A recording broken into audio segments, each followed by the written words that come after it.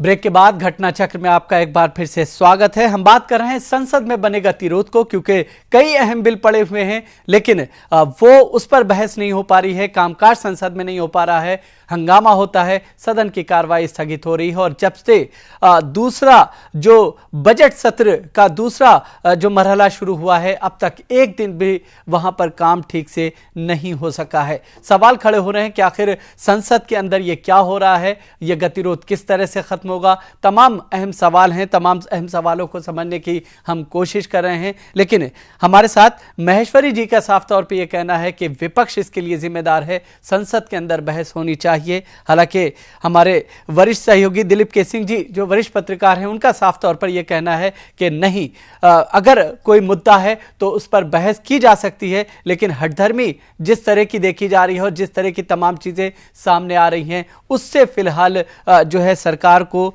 चीज क्लियर करनी चाहिए, तमाम चीजें सामने आनी चाहिए। हम सिलसिले को आगे बढ़ाएं, लेकिन सबसे पहले आपको सुनवाते हैं। सीताराम येचुरी ने इस पूरे मसले पर एक फॉर्मूला दिया है। उन्होंने यह समझाने की कोशिश की है कि आखिर जिस तरह के हालात बने हुए हैं, जिस तरह से कामकाज होना चाहिए, वो नहीं हो पा रहा है। ऐसी स्थिति में सदन किस तरह से कामकाज सदन के अंदर हो पाए, एक फॉर्मूला उन्होंने सुझाया है। क्या कुछ उन्होंने कहा है वो सुनते हैं।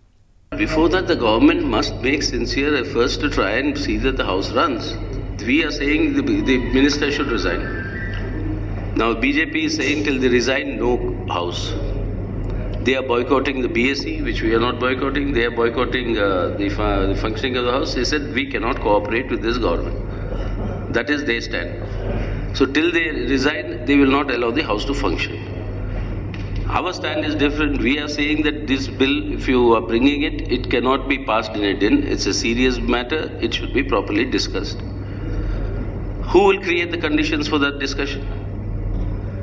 That is where the government will have to take the initiative and call an all-party meeting. Why is it till now that the Parliamentary Affairs Minister has not called all the parties for discussion on this issue?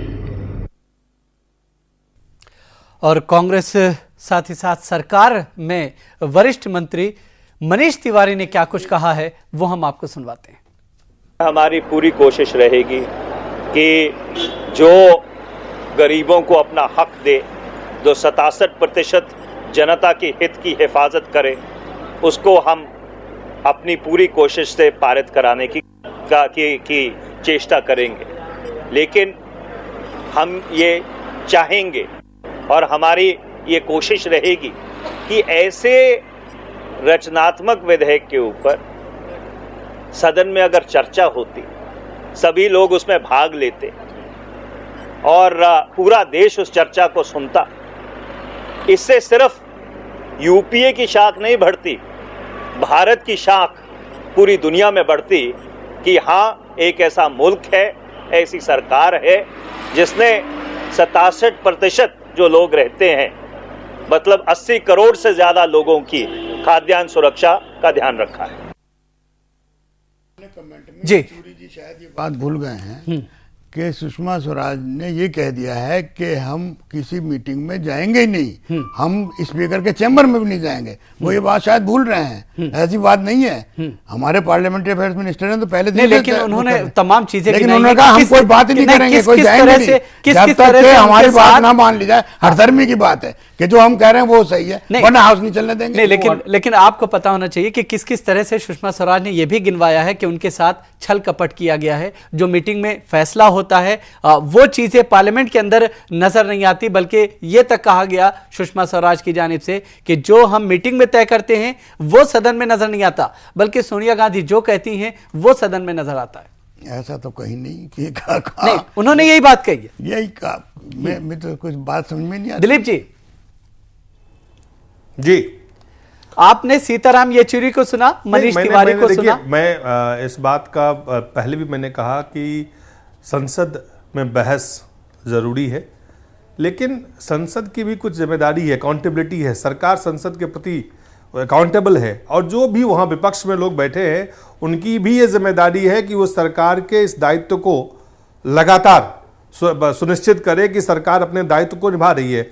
और उस क्रम में अगर आप देखें कि 2 मंत्री जिसको लेकर के बीजेपी और सरकार के बीच में ये पूरा गतिरोध बना हुआ है, संसद में अगर ये गतिरोध बना हुआ है तो कहीं ना कहीं सरकार जिनका की प्राथमिकता प्रायोरिटी से अगर आप देखें, सरकार की जिम्मेदारी पहले बनती है कि वो संसद को चलाने में जो भी गंभीर कदम ठोस कदम उठाना पड़े वो उठाए। सरकार के तरफ से जो रवैया है, जो रुख है, और विपक्ष का जो रवैया और रुख है, कहीं ना कहीं एक जगह पे ऐसा लगता है कि विपक्ष सरकार के रुख के कारण ये रुख अपना रहा है। नहीं, ऐसा लगता है कि दोनों आर पार के मूड में है। आर पार के मूड में नहीं है। आर पार क्या हो सकता है यहाँ पे?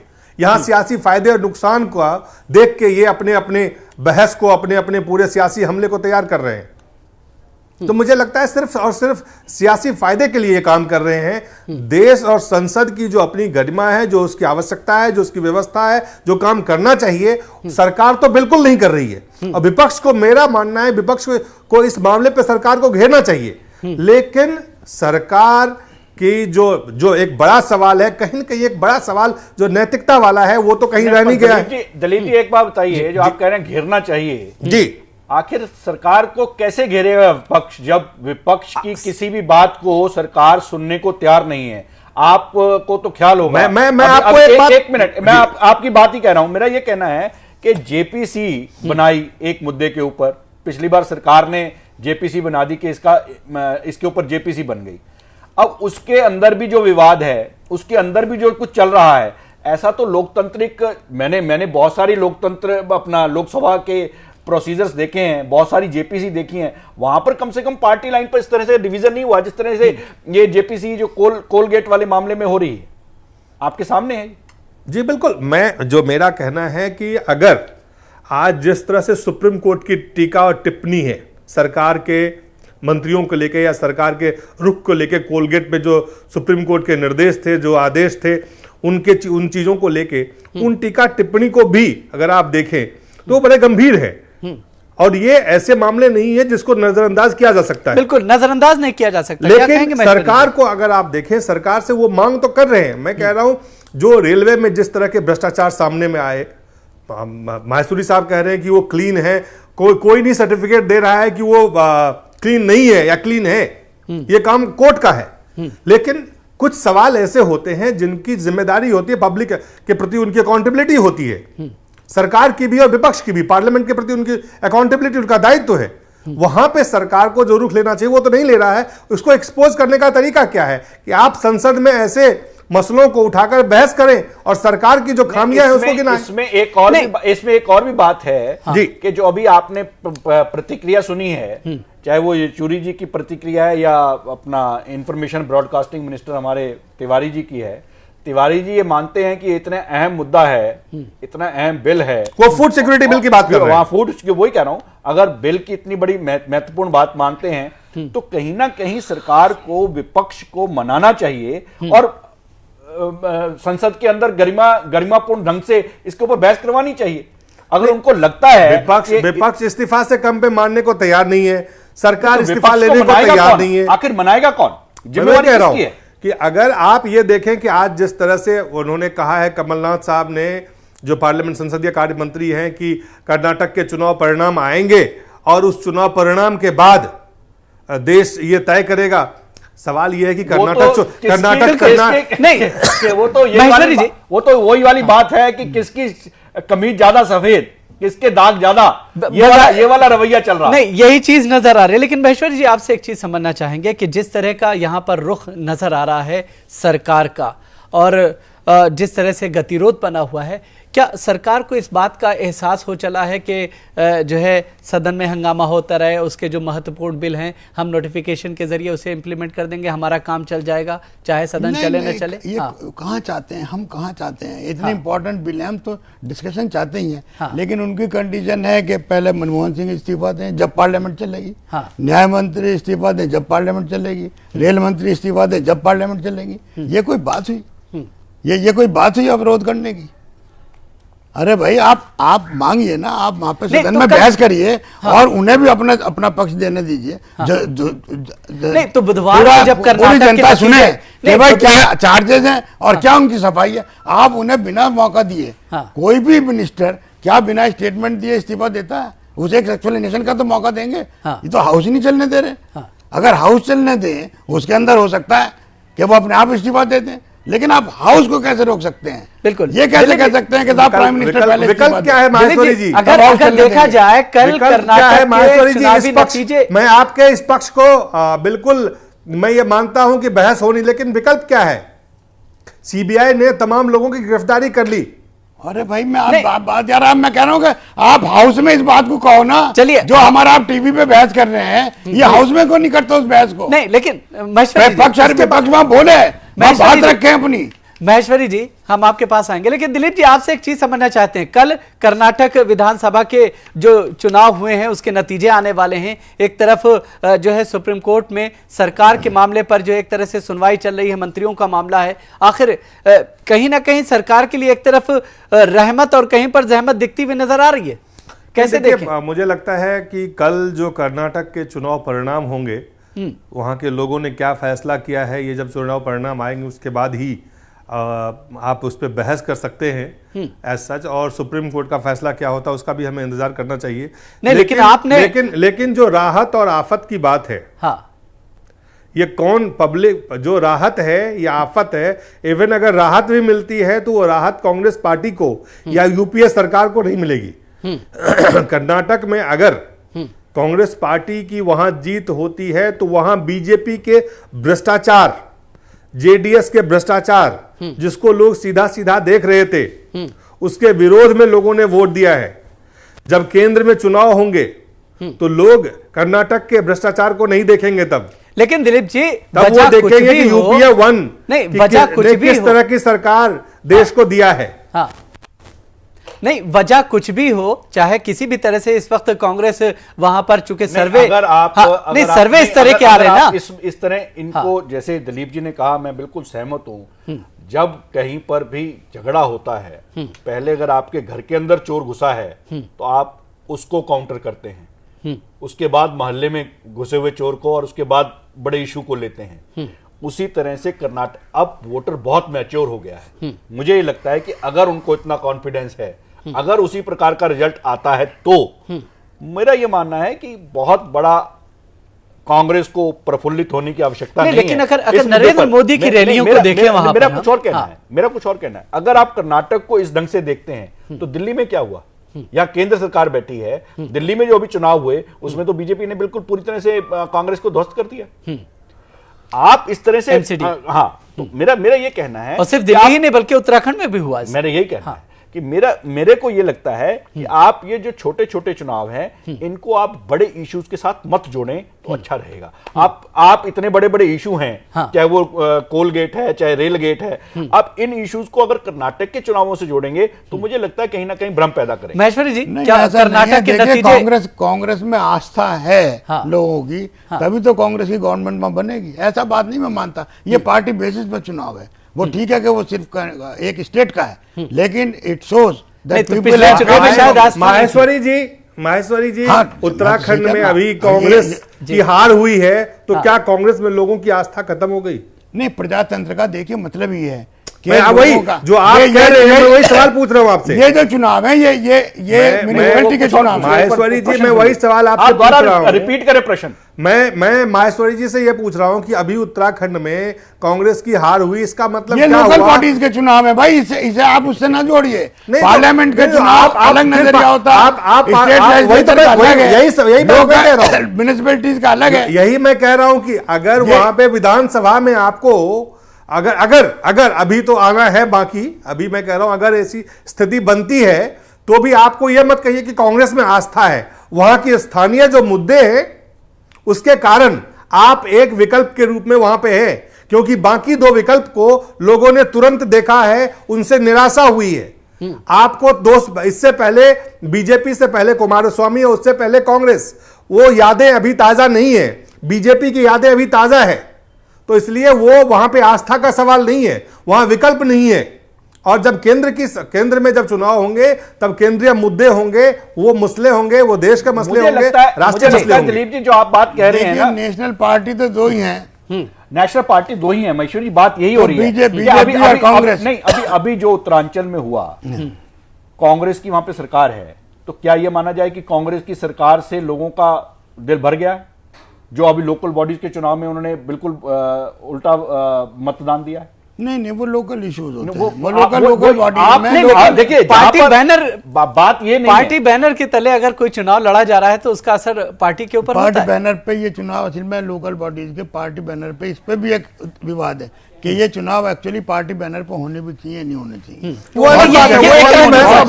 क्यों नहीं लोकल सिर्फ ये कह रहा हूं, लोकल बॉडीज में ये राहत नहीं होगी कांग्रेस पार्टी के लिए अगर कर्नाटक के लोग बीजेपी को सजा दे, कुमार स्वामी को सजा दे। इसका मतलब ये नहीं है कि वो कांग्रेस को रिवार्ड करे, उनके पास विकल्प नहीं है। आप ये देखिए वहां पे विकल्प नहीं है। चौथा विकल्प केजेपी है, येदियुरप्पा साहब जो पहले बीजेपी में थे, जो बीजेपी से भ्रष्टाचार के कारण निकाले गए। नहीं, तो इसलिए ये वो विकल्प नहीं है लोगों के पास। और राष्ट्रीय स्तर पर जो बात कर रहे हैं, ये बात सही है कि कांग्रेस का जो भ्रष्टाचार, जो जिस तरह के जो यूपीए 2 में जो जितने बड़े बड़े मामले आरोप लगे हैं, उन आरोपों का जवाब लोग तब जब लोकसभा में जाएंगे तो लोग इनसे जवाब मांगेंगे। दिलीप जी, जो आप बात कह रहे हैं जी, जिस तरह बीजेपी की सरकार की परफॉर्मेंस को कर्नाटक के अंदर लोगों ने अभी इन चुनावों में अगर वही वाली बात है, अगर कांग्रेस को दोबारा लाने का अपना मतदान दिया है, उन्होंने मैंडेट दिया है, तो मुझे लगता है कि जो ये बड़े बड़े घोटाले, जो बड़े बड़े अभी हम कह रहे हैं, सुप्रीम कोर्ट ने इनके ऊपर, इनके कार्यप्रणाली के ऊपर इतनी बड़ी बड़ी टिप्पणियां की हैं, उनके मंत्री जो हैं, उनके रिश्तेदार रिश्वत लेते पकड़े गए हैं, नोट गिने गए हैं, इन सब इश्यूज को लोकसभा में जनता पूरी तरह से अलग नजरिए से देखेगी। और जो राष्ट्रीय मुद्दे हैं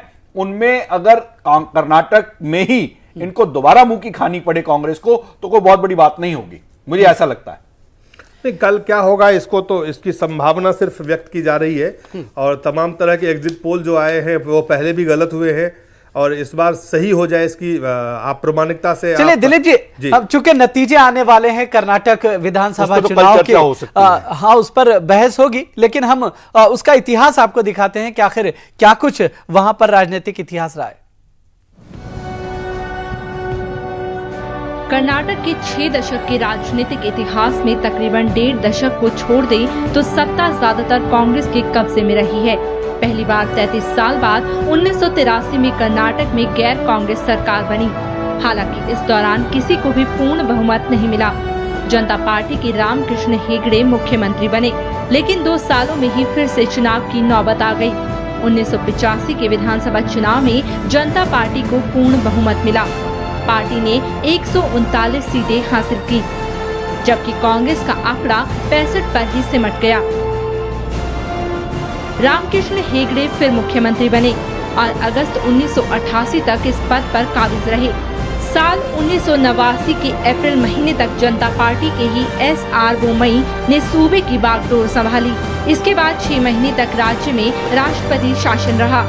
फिर जब नवंबर 1989 में केंद्र की राजनीति से कांग्रेस का सफाया हुआ तो कर्नाटक में कांग्रेस का परचम लहराया। कांग्रेस के खाते में आई 178 सीटें। हालांकि पार्टी के अंदर गुटबाजी के चलते 5 साल में कांग्रेस ने 3 मुख्यमंत्री बदले। साल 1994 में कर्नाटक की राजनीति ने फिर करवट ली। जनता दल सबसे बड़ी पार्टी के तौर पर उभरी। जनता दल को मिली 115 सीटें, जबकि कांग्रेस महज 34 सीटों पर सिमट गई। वहीं बीजेपी को 40 सीटें हासिल हुई। जनता दल की अगुवाई में एच.डी. देवेगौड़ा मुख्यमंत्री बने। इसी दौरान केंद्र में संयुक्त मोर्चे की गठबंधन सरकार बनी और एच.डी. देवेगौड़ा के रूप में कर्नाटक का एक शख्स हिंदुस्तान का प्रधानमंत्री बना, जबकि जनता दल के जे.एच. पटेल कर्नाटक के नए मुख्यमंत्री बने। साल 1999 जब देश में एनडीए की सरकार बनी तो कर्नाटक विधानसभा चुनाव में कांग्रेस ने जीत दर्ज की। कांग्रेस को 132 सीटें हासिल हुई, जबकि बीजेपी को 44 और जेडीएस को 10 सीटें मिली। एस.एम. कृष्णा मुख्यमंत्री बने और बीते 10 साल बाद वो पहले मुख्यमंत्री थे जिन्हें पूरे 5 साल तक अकेले शासन का मौका मिला। इससे पहले कर्नाटक को 10 साल में 5 मुख्यमंत्रियों को आजमाना पड़ा था। साल 2004 किसी भी सियासी दल को बहुमत नहीं मिला। बीजेपी के खाते में 79, कांग्रेस को 65, जबकि जेडीएस को 58 सीटें मिली। कर्नाटक की त्रिशंकु विधानसभा ने जोड़ तोड़ की राजनीति को जन्म दिया। 4 साल में 3 दलों के 3 मुख्यमंत्री बने। यही नहीं, इस दौरान राज्य को 2 बार राष्ट्रपति शासन से भी गुजरना पड़ा। मई 2004 से जनवरी 2006 तक कांग्रेस के धर्म सिंह तो फरवरी 2006 से अक्टूबर 2007 तक जेडीएस के HD कुमारस्वामी मुख्यमंत्री के पद पर काबिज रहे। 9 अक्टूबर से लगभग 33 दिनों के लिए सूबे में राष्ट्रपति शासन रहा, जिसके बाद 12 नवंबर 2007 से 19 नवंबर 2007 तक महज 7 दिनों के लिए बीजेपी के BS येदियुरप्पा मुख्यमंत्री बने। मई 2008 तक एक बार फिर राष्ट्रपति शासन लगा। राजनीतिक उठापटक के बीच मई साल 2008 में बीजेपी ने कर्नाटक ही नहीं दक्षिण में पहली बार बहुमत हासिल किया। पार्टी ने 224 में से 110 सीटें हासिल की, जबकि कांग्रेस के खाते में महज 80 सीटें ही आई। येदियुरप्पा के नेतृत्व में सरकार बनाई गई, लेकिन शायद साल 2004 का सियासी साया कर्नाटक का सबब बन गया है। बहुमत होने के बावजूद बीजेपी में बगावत और बदलाव की सियासत देखने को मिलती रही। भ्रष्टाचार के आरोपों के चलते येदियुरप्पा को इस्तीफा देना पड़ा और अगस्त 2011 में सदानंद गौड़ा को मुख्यमंत्री बनाया गया। जुलाई 2012 में एक बार फिर नेतृत्व परिवर्तन हुआ और इस बार जगदीश शेट्टार मुख्यमंत्री की कुर्सी पर काबिज हुए। ब्यूरो रिपोर्ट, जय न्यूज। तो कर्नाटक के चुनावी नतीजे कल आने वाले हैं। बहुत कम शब्दों में, चूंकि समय हमारे पास महेश्वरी जी नहीं है, क्या हालात बदलेंगे कर्नाटक के विधानसभा चुनाव से? दिल्ली में जो सदन में कामकाज नहीं हो पा रहा है, कांग्रेस जैसा भरोसा जाहिर कर रही है। देखिए, एक तो ये रीजनल पार्टी जो है, जो सबसे बड़ी हमारी प्रॉब्लम है, हाँ, वो रीजनल पार्टीज हैं। अगर ये रीजनल पार्टी न रहें तब कुछ और ही तरक्की हो, कुछ और ही माहौल हो। तो ये जो नेशनल पार्टीज का आना है, ये अपने में बहुत सुकून की बात है। और जो पार्टी सेंटर में हो और स्टेट में भी आ जाए तो दुगनी चौगुनी तरक्की होती है, इसमें कोई दो राय नहीं। तो मैं समझता हूँ कि जिस हालात से गुजरा है कर्नाटका और या साउथ में जिसका सेंटर है, तो अब ये स्टेबल गवर्नमेंट आएगी। कल मैं समझता हूँ कि कांग्रेस की अपनी सरकार बने। भूपेंद्र जी, बहुत कम शब्दों में। देखिए, मुझे लगता है आपने जो दिखाया है पूरा इतिहास, वहाँ का जो राजनीतिक इतिहास है, वो ये पूरी तरह से स्पष्ट करता है कि कर्नाटक की जनता ने जिसके ऊपर भी भरोसा किया है, पूरी तरह से किया है। आपने अभी देखा, और ज्यादातर कांग्रेस की ही वहाँ पे सरकार रही।